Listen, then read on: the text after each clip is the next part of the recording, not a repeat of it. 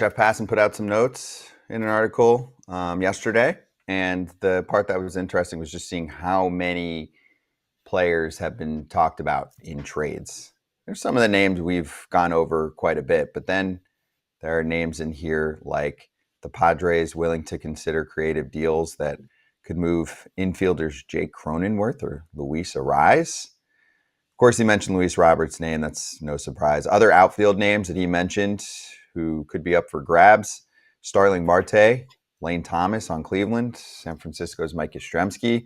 Taylor Ward's definitely been in trade rumors for the past year or so. Then you've got that first base market, which becomes more interesting now with one free agent off the board, Josh Naylor maybe for the Guardians, which, man, if that move happens, that's going to be painful for Cleveland. They really like him out there. Dude's been good, and he rocks the baby. He rocks the freaking baseball these days. He's gotten better. I don't know. Anyway, that one's going to be interesting, but it actually happens. Nathaniel Lowe, Lamont Wade Jr., some more names that we're aware of. And then the arms he mentioned, Luzardo, Fetty, Paddock, John Gray, Dylan Cease, which, again, for me is another tough one.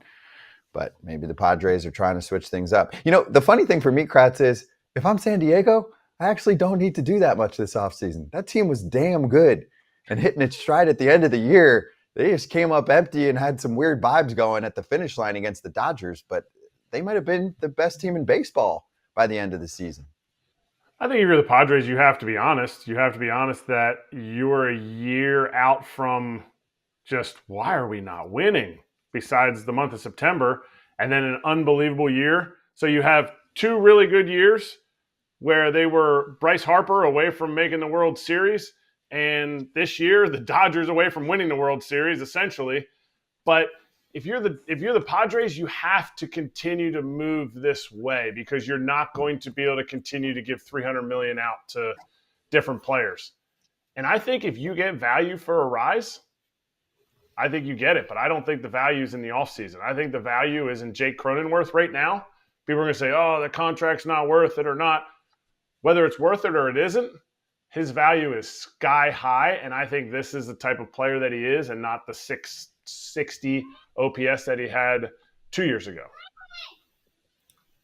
Listen, I love Luis Arraez. I think he's absolutely unbelievable. I think he's absolutely phenomenal. He's a guy that you are going to love and enjoy watching play, and he's just one of those dudes. Whether you want to trade for him now or later, I don't know why everybody is not on his tail. This is a dude. He's a trendsetter. He's a guy. I don't know why the Padres are trying to get rid of him. I mean, if somebody has an answer for me, I don't know. He's one of the prolific hitters in the game, and he just understands how to play. He's not the power guy, but he's an on-base machine. He doesn't strike out. Kratzy, you talk about it all the time. People that don't strike out, they get after it and get on base. I'll tell you why they're not looking to keep him. The offseason, everybody punches in their algorithm. They're like, how many WAR is this player? Luis Arraez is only going to give us 0.7 WAR this year? He could have a great year and give us 1 WAR? Yeah. That's what they're doing right now. Teams are doing that right now. But the guy just when he was in Minnesota, they were a good team. When he went to Miami, they made the playoffs. When he went to San Diego, they made it back into the playoffs. He's a guy that helps a team win. Teams don't build winners right now. They build WAR in the offseason. So that's why his name will always be floated out there. But that's why I don't think it would be in the offseason that would move. I don't think his value is high enough. I'm just not bingo. I love people always love numbers. You know me. I can't stand it. I'm an eye test guy. I get it. Yeah, I know, and I know you do, and that's infuriating. You know, just like small market teams that don't go after big names sometimes. Listen, WAR snore. That's my opinion. If the guy can play, find a way to get him on your squad. He bats. He's a guy that's got the best average most in the last couple of years. He's been dominant. He gets on base. What happened to getting on base and getting in and scoring? What wins above replacement? Okay, great. Whatever. I'm an eye test guy, and I think a lot of people should start doing that as well. If Taylor Ward is truly available here, we look at this list, and I don't know if we have the graphic to show the entire list, but Taylor Ward on this list, to me, really stands out. I think he could be a guy that a team could pick up and plug right in, and I don't think the Angels want to keep him, but I'm also really surprised he didn't go at the trade deadline. But then again, nobody really went at the trade deadline. So Yeah. I love Taylor Ward on this list over other guys, not because other guys aren't better than him, but because I don't think they're moving Rengifo. I think Starling Marte's best years are behind him. I think Luis Robert is too much of a question mark. So I love Taylor Ward on this list. He's probably my favorite on this list. Mm-hmm. Kratz, he's a tricky player. I guess you could call streaky.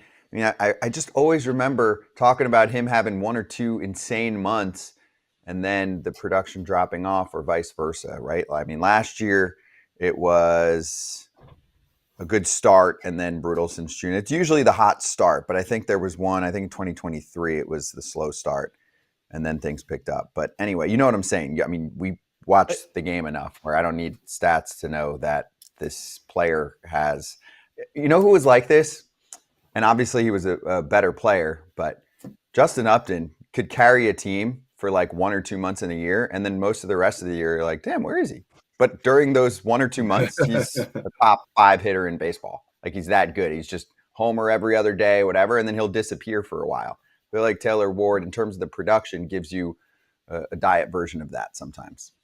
For different reasons. I know what you're talking about, Upton, and I get it. I mean, hot as the reason you're picked 1 or 2 in the draft. Like, I get it. And, I mean, what a Baduka dunk that guy had. And he would just hit with it all day. Completely different build than his brother, Melvin, BJ Upton. But Taylor Ward, to me, he's got a lot. He's got a big swing in the sense of not his actual swing path, but he's got a lot going on, and I think it gets out of rhythm. I'm not saying it's a perfect fit, but I'm saying you go to a place that has a hitting coach like a Kevin Long with the Phillies. I'm not saying he's going to the Phillies. I'm saying situation like that where you can keep a guy mechanically locked in for an entire season. I think he has the potential. The one concerning factor for me is why on earth, and maybe this is because they didn't have Trout in the lineup, they didn't have Ohtani in the lineup, and he's a better secondary type of player. Why on earth did he balloon up to 163 punchies this year? I get it. I think they gave him like 100 more at bats, but I think he had one season where he had 100 some. You know, to me, he plugs right into a team.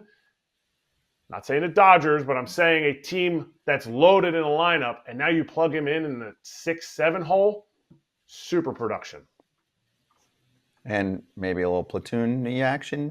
I don't know what his splits aren't. You're saying just don't overexpose the bat to a 663 plate appearance season. Maybe the 400-500 range is better. Don't overexpose him when you see that his mechanics are breaking down, because I feel like his timing is so much. He's got that big, you can't explain it here, but he's got that big move. And when that timing is breaking down, it is so hard. You're behind the fastball and you're out in front of breaking balls. Hey everybody, be sure to like and subscribe for more content. We're back here every weekday, all year long, so do not miss an episode. The videos are coming in all day. Here's another video you might enjoy. Baseball the way it should be covered.